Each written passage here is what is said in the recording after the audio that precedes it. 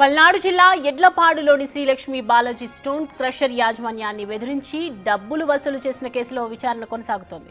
మాజీ మంత్రి వైసీపీ నేత విడుదల రజని మరిది విడుదల గోపిని 2వ రోజుల ఏసీబీ విచారించింది. అయితే ఏసీబీ 2 రోజుల కస్టడీ నిన్నటితో ముగిసింది. నిన్న దాదాపు 8 గంటల పాటు ఏసీబీ అధికారులు ఆయన ప్రశ్నించారు.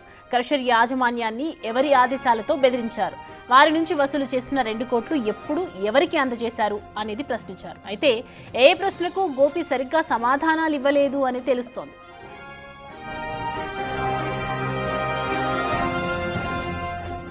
రెండు రోజుల విచారణలో తనకేం తెలియదని తన వదిన రజని పీఆర్కే చెప్పిన ప్రకారమే తాను ఫోన్ చేసి మాట్లాడాను తప్ప తనకేం సంబంధం లేదని తెలిపాడు గోపి.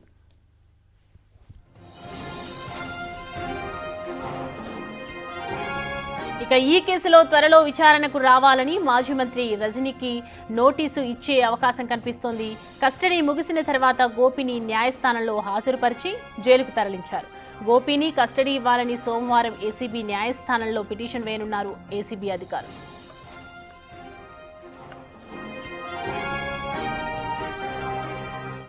ఈ అంశానికి సంబంధించి పూర్తి డీటెయిల్స్ మా ప్రతినిధి శివ అందిస్తారు. శివ, విడుదల రజనీని ఏదైతే గోపి చెప్పినటువంటి స్టేట్మెంట్తో ఆధారంగా విడుదల రజనీకి కూడా నోటీసులు ఇచ్చే అవకాశాలు కనిపిస్తున్నాయా? రైట్ సౌమ్య, మొత్తం మీద చూసుకుంటే బాలాజీ స్టోన్ క్రషర్స్ బెదిరింపుల కేసులో మాజీ మంత్రి విడుదల రజనీకి ఉచ్చు బిగిచే అవకాశాలు కనిపిస్తున్నాయి. ఆమె మరిది విడుదల గోపిని 2 రోజుల పాటు ఏసీబీ అధికారులు కస్టడీలోకి తీసుకొని విచారణ చేపట్టారు. విచారణ సమయంలో అనేకమైన ప్రశ్నలు అడిగినా కానీ సరైన సమాధానాలు ఎక్కువ వాటికి చెప్పలేదు. ప్రతిదానికి కూడా నాకు తెలియదు అనే సమాధానాన్ని రెగ్యులర్గా చెప్పారు. అయితే ఎవరి డైరెక్షన్లో మీరు పనిచేశారు, ఎవరి నేతల ప్రకారం మీరు డబ్బులు తీసుకున్నారు, ఆ డబ్బులు ఎవరికి ఇచ్చారు ఏంటి అనే దానికి సంబంధించి తనకేం తెలియదు, తన వదిన రజనీ చెప్పిన సూచన ప్రకారం పీఏఆర్కే చెప్పిన డైరెక్షన్స్ ప్రకారం నేను వారితో మాట్లాడి వారిని వచ్చి కలవాలి అని చెప్పి మాత్రమే చెప్పాను. డబ్బుల విషయానికి సంబంధించి కానీ లేకపోతే మిగిలిన అంశాలకు సంబంధించి కానీ ఎక్కడా తన ప్రమేయం కానీ తన పాత్ర కానీ లేదు. అసలు ఈ అంశానికి సంబంధించి తన ప్రమేయం ఎక్కడా లేదు, ఎందుకు నన్ను దీంట్లో ఇన్వాల్వ్ చేశారు అర్థం కావట్లేదని చెప్పి ఆయన ఏసీబీ అధికారుల వద్ద వాపోయినట్లు కూడా తెలుస్తూ ఉంది. మరొక వైపు ఈ కేసుకు సంబంధించి విడుదల రజనీ వ్యవహారం మొదటి నుంచి కూడా వివాదాస్పదంగా మారుతున్న నేపథ్యంలో అప్పటి ఎస్పీ విజిలెన్స్ ఎస్పీగా ఉన్న జాష్వా, అలాగే పిఏ రామకృష్ణ, విడుదల రజనీ, గోపి వీరందరూ కూడా A1, A2, A3, A4 వరుసగా ముద్దాయిలు ఉన్న పరిస్థితి కనిపించింది. ఇప్పటికే విడుదల రజనీకి అలాగే పిఏ రామకృష్ణకి సంబంధించి కూడా హైకోర్టు విచారణకు సహకరించాలని చెప్పి కూడా ముందస్తు బెయిల్కి మంజూరు చేసింది. ఇక జాష్వాకి సంబంధించి కోర్టు పిటిషన్ని ఆయన డిస్మిస్ చేయాలని చెప్పి కాస్ట్ పిటిషన్ వేశారు. ఆ పిటిషన్పై విచారణ కొనసాగుతున్న పరిస్థితి కనిపిస్తోంది. మరొక వైపు ఈ కేసుకు సంబంధించి విడుదల రజనీని ఈ కేసుకు సంబంధించి విచారణ చేపట్టే అవకాశాలు అయితే కనిపిస్తున్నాయి. ఇవాళ కానీ సోమవారం కానీ ఆమెకి విచారణకు రావాలని చెప్పి కూడా నోటీసులు ఇచ్చే అవకాశాలు కనిపిస్తున్నాయి. మరొక వైపు విడుదల గోపి అనేకమైన ప్రశ్నలకి సమాధానం దాటవేశారు కాబట్టి సోమవారం మరోసారి కస్టడీకి ఇవ్వాలని చెప్పి కూడా ఏసీబీ న్యాయస్థానంలో ఏసీబీ అధికారులు పిటిషన్ దాఖలు చేసే అవకాశాలు కనిపిస్తున్నాయి. ఎందుకంటే పూర్తి స్థాయిలో విచారణకి సహకరించలేదు. దాదాపుగా 18-20 ప్రశ్నలు అడిగినప్పటికీ 1-2టికి సమాధానాలు చెప్పారు. మిగతా దేనికి తెలియదు, గుర్తులేదనే అంశాన్ని ఎక్కువగా చెప్పిన నేపథ్యంలో మరోసారి కస్టడీకి ఇవ్వాలని చెప్పి కూడా ఏసీబీ అధికారులు న్యాయస్థానాన్ని కోరే అవకాశం కనిపిస్తూ ఉంది. ఇదే కేసులో పిఏ రామకృష్ణన్ అలాగే విడుదల రజనీకి కూడా నోటీసులు ఇచ్చి విచారణకు పిలిచే అవకాశాలు అయితే కనిపిస్తూ ఉన్నాయి. సౌమ్య, అయితే శివ, ఏదైతే ఇప్పుడు గోపి ఇచ్చినటువంటి స్టేట్మెంట్స్ అటు ఇటుగా కనిపిస్తూ ఉన్నాయో ఈ నేపథ్యంలో మరి గోపి ఎలాంటి ఏసీబీ అధికారులు గోపిని ఏ విధంగా ముందుకు తీసుకెళ్లే అవకాశాలు కనిపిస్తూ ఉన్నాయి?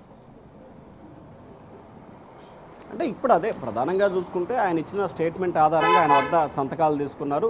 సో ఆయన ఇచ్చిన 164 స్టేట్మెంట్ కావచ్చు, లేకపోతే ఆయన ఇచ్చిన స్టేట్మెంట్ని కానీ దాన్ని బేస్ చేసుకుని ఆయన చెప్పిన వివరాలని బేస్ చేసుకొని నెక్స్ట్ విచారణ కొనసాగబోతోంది.